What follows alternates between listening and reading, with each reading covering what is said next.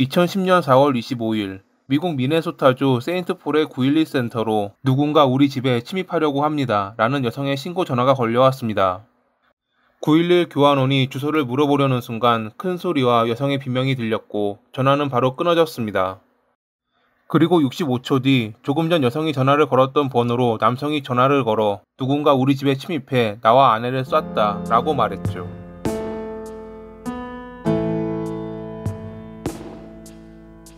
현장에 출동한 구급대원은 처음 신고했던 하이디가 등에 총상을 입고 부엌문 앞에서 사망해 있는 것을 발견했습니다.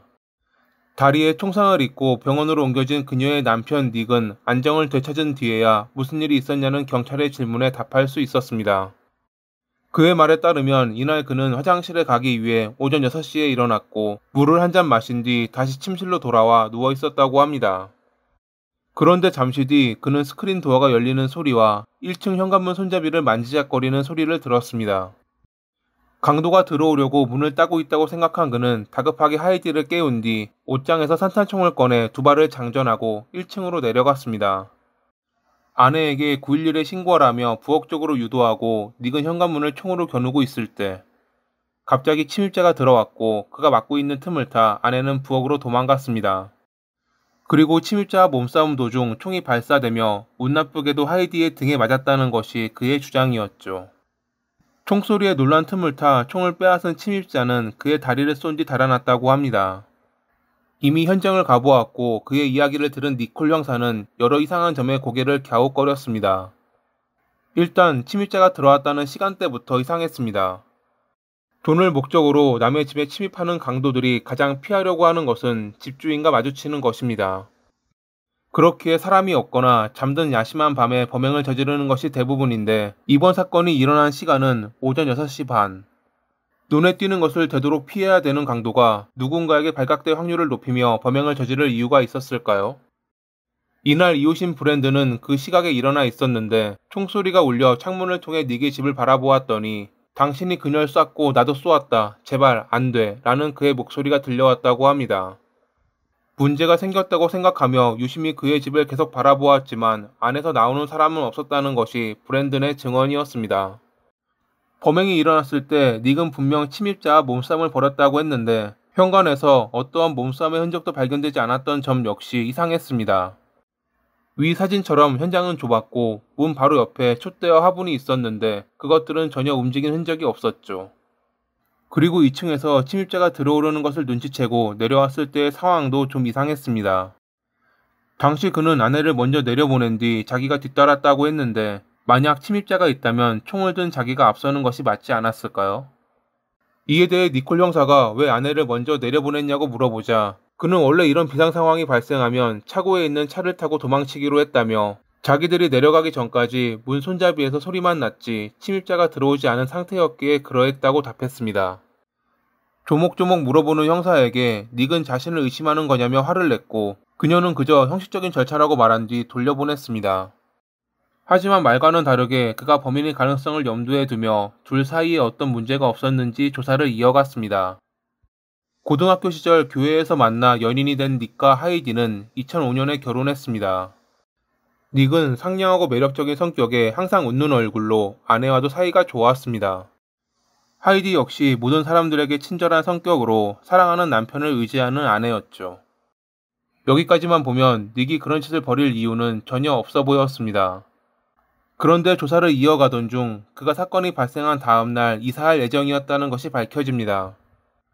당시 그들이 살던 집은 형편에 비해 무리해서 주택담보대출로 구입한 것이었는데 22개월 동안 금액을 지불하지 않아 경매로 집을 잃게 되며 강제 이사를 가게 될 예정이었다는 것입니다.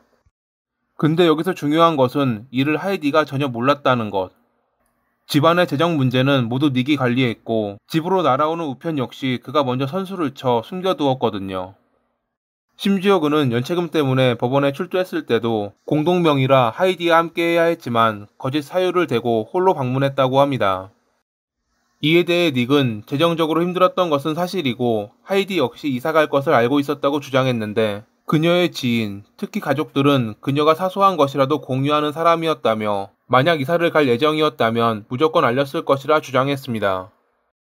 실제로 그녀의 메일이나 문자 등 어떠한 곳에서도 이사 이야기나 재정적 어려움에 관한 이야기는 전혀 존재하지 않았습니다. 게다가 이사를 갈 걸 알았다면 그녀는 그날 휴가를 신청했어야 했습니다.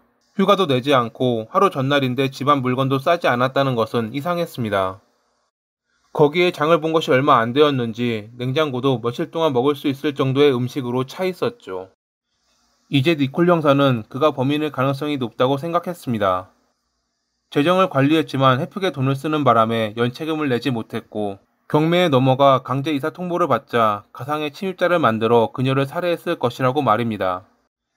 이때까지도 그는 교회와 이웃들에게 평판이 좋은 사람이었으니 비난받는 것을 두려워한 나머지 그런 짓을 벌였다고 말이죠. 하지만 이는 정황 증거일 뿐 범인이라 단정지을 만한 물적 증거나 증인은 존재하지 않았습니다. 닉은 범인이 장갑을 끼고 있었다고 진술했기 때문에 지문이나 DNA 증거는 없을 것으로 예상되었습니다. 실제로도 아무런 증거가 나오지 않았고요. 이 시점부터 그는 변호사의 조언을 받아 경찰의 신문에 응하지 않았습니다.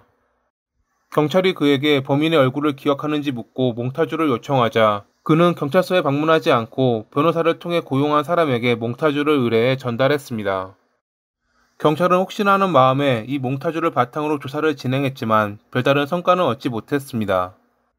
사건이 발생하고 2개월 뒤 그는 하이디의 가장 친한 친구의 여동생 레이첼과 데이트를 했고 1년 뒤 둘은 결혼했습니다. 닉을 알고 있던 이들은 어떻게 그가 1년 만에 사랑했던 하이디를 잊고 새로운 가정을 꾸렸는지 이해가 되지 않았다고 합니다. 그래도 둘은 사람들의 수군거림을 뒤로하고 아이까지 낳으며 행복해 보이는 가정을 꾸렸습니다. 레이첼은 그가 전 부인 살해 사건의 범인으로 의심받는다는 것을 알았지만 그저 경찰에 살인자 만들기에 닉이 휘말린 거라며 두둔했죠. 하지만 그녀의 그런 생각은 11년 뒤 바뀌었습니다. 그녀는 청소하던 중 그가 개인적으로 사용하는 책상 서랍에서 재산세 납부 누락으로 집이 압류될 거라는 고지서를 발견했습니다. 그녀 역시 하이디처럼 그에게 재정을 모두 맡겼고 그가 이런 식으로 우편을 숨겼기에 전혀 몰랐던 것입니다. 이 고지서를 본 순간 그녀는 하이디의 죽음이 떠올랐고 닉과 이에 대해 이야기하며 비밀리에 녹음했습니다. 이 녹음은 훗날 재판에서 배심원단의 판단에 심리적으로 영향을 줄 수 있다는 이유 때문에 증거로 채택되진 않았다고 합니다. 일단 레이첼의 신고와 과거 정황 증거를 빌미로 사건 발생 11년 만인 2021년 5월 19일에 검찰은 닉을 1급 살인 혐의로 기소했습니다.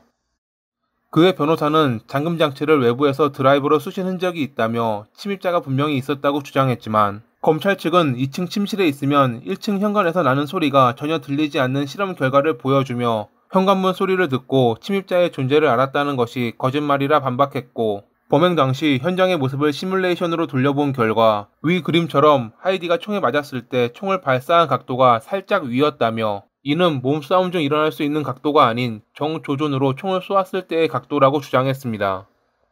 그가 아내를 깨워 침입자가 있다는 연극으로 911에 신고하라고 한 뒤 차고로 도망가자며 그녀를 유인해 등을 돌렸을 때 쏘았을 것이고 문에 기대어 자기 다리에 총을 쏜 뒤 그녀의 전화기로 911에 두 번째 신고를 했다는 것이 검찰 측의 주장이었습니다.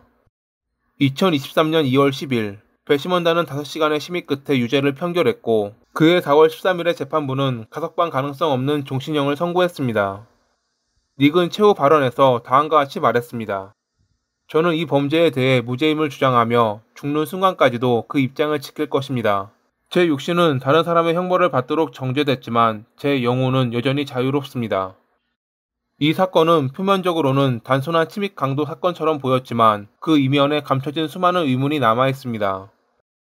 닉의 진술과 현장 증거, 정황, 그리고 시간이 흐르며 밝혀진 사실들이 그를 범인으로 지목하게 만들었죠. 하지만 여전히 물적 증거가 부족하다는 점에서 명확하게 결론 지을 수 없다는 의견도 존재합니다. 오늘의 이야기는 여기까지입니다. 여러분의 생각은 어떠하신지 댓글로 남겨주세요. 오늘도 시청해주셔서 감사합니다.